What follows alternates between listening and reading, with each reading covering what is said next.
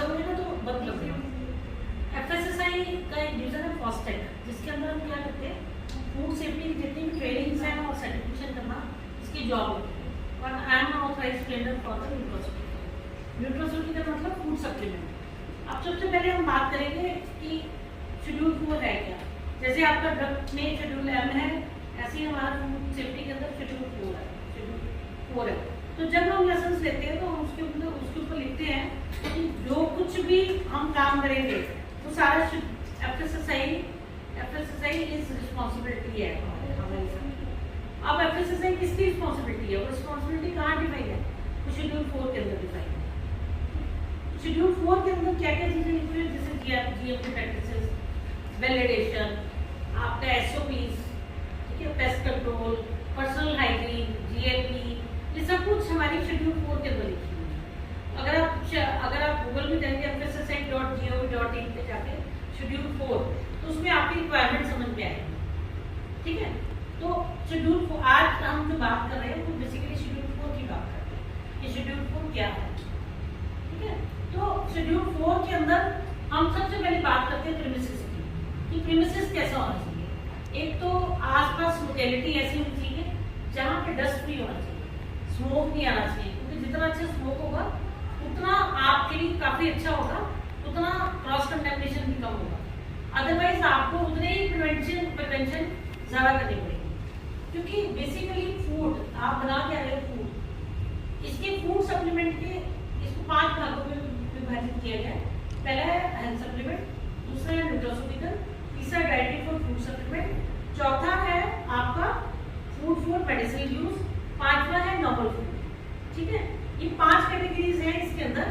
Health supplement nutraceutical के हमारे schedule है, फूड फॉर मेडिसिनल यूज की भी सप्लीमेंट है, डाइटरी फूड फॉर सप्लीमेंट है, उसके भी है।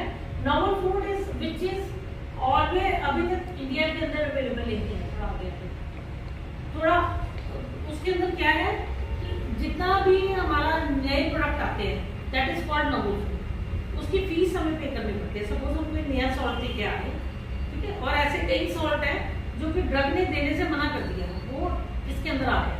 लेकिन कुछ जो सॉल्ट है वो अभी तक भी ड्रग के अंदर है, जैसे मिथाइल कोलामिन की बात करते हैं। जिस चीज की भी थेरापेटिक वैल्यू है वो ड्रग में आती है, जिसकी नॉन थेरापेटिक वैल्यू है वो आती है हमारी फूड सप्लीमेंट में। फूड सप्लीमेंट में सबसे पहले आप किसी भी चीज को क्लेम नहीं कर सकते कि ये चीज खाने से आपको ये हो जाएगा, आप ये ठीक हो जाओगे, आपके जॉइंट्स बिल्कुल ठीक हो जाएंगे, कहीं कुछ नहीं आएगा ना। तो सबसे पहली चीज जो मैंने आपकी फैक्ट्री के अंदर आते ही देखी वो थी कि पिक्चर्स लगी हुई थी। किसकी लगी हुई थी? फ्लावर्स, सब्जियां, फ्रूट्स, इन सब की वहाँ पे प्रिंटिंग की हुई थी, जो कि which is very very very 5 से 4-5 साल पहले से बैन है। कुछ भी चीज आप लिख नहीं सकते। आप जैसे हम मिथाइल कोलामिन की बात करते हैं, मिथाइल कोलामिन की थेरापेटिक वैल्यूज होती है, तो थेरापेटिक वैल्यूज सिर्फ ड्रग में आती है, ठीक है। तो जिस भी चीज का अगर ड्रग में है, जिस चीज की थेरापेटिक वैल्यू है वो ड्रग में आती है, उसको आप फूड सप्लीमेंट के अंदर नहीं बना सकते। मैं ब्रॉड भाषा में बात करती हूँ फूड सप्लीमेंट, क्योंकि उसी के अंदर हेल्थ सप्लीमेंट आता है, उसी के अंदर न्यूट्रोसिटिकल आता है। अब एफएसएसआई क्या है? एफएसएसआई बेसिकली हमारा food safety and standard authority of India का एक्ट है। This is regulatory requirement. ये आपकी ऐसा नहीं है जैसे जीएसटी ले लिया, जीएसटी में क्या है 40 लाख तक अगर आप सेल करते हो तो छूट है आपको, लेकिन एफएसएसआई में अगर एक बोतल रख के भी अगर आप बेचते हो तब भी आपको एफएसएसआई लाइसेंस लेना पड़ेगा, या आप साल में सिर्फ 2 ही बार अपनी दुकान खोलते हो तब भी एफएसएसआई लेना पड़ेगा, ठीक है। तो आज हम इन सारी चीजों के बारे में बात करेंगे, फिर लेबलिंग की भी बात करेंगे कि लेबलिंग किस टाइप से होनी चाहिए और क्या किन चीजों का ध्यान आपको रखना है, ठीक है। अब क्रॉस कंटेमिनेशन का सबसे पहले ध्यान कैसे रखना है? जो सबसे पहले क्रॉस कंटेमिनेशन है कि रॉ मटेरियल सेपरेट होना चाहिए, इन प्रोसेस मटेरियल सेपरेट होना चाहिए और फिनिश प्रोडक्ट सेपरेट होना चाहिए। उनके बीच में एक दीवार खींची होनी चाहिए, चाहे वो एल्यूमिनियम के साथ आपका सेपरेशन हो, ठीक है। और जो वर्कर आ रहे हैं रॉ मटेरियल लेके आ रहे हैं या फिनिश प्रोडक्ट लेके आ रहे हैं, उन सबके क्या होना चाहिए?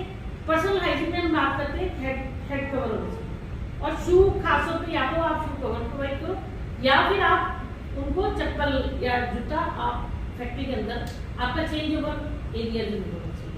जब भी वर्कर्स की एंट्री होती है उसका चेंज ओवर मैंडेटरी है, ठीक है। अगर चेंज ओवर नहीं है तो आपका क्रॉस कंटेमिनेशन ऑलवेज चलेगा। अब ये कोई किचन तो है नहीं कि यहीं पे मसाला बनाना है, यहीं पे प्याज काटना है और यहीं पे चूल्हा जलना है, ठीक है। तो क्रॉस कंटेमिनेशन कैसे होगा? अगर मैं उसी चीज से अगर सपोज ये ऐसे करके मैं पूरा आटा गूंदने लग जाऊँ तो क्या वो सेफ है? नहीं सेफ ना। तो इसका मतलब क्या है कि हमें सेफ्टी एस्पेक्ट ज्यादा ध्यान रखना है, क्योंकि जो फूड सेफ्टी है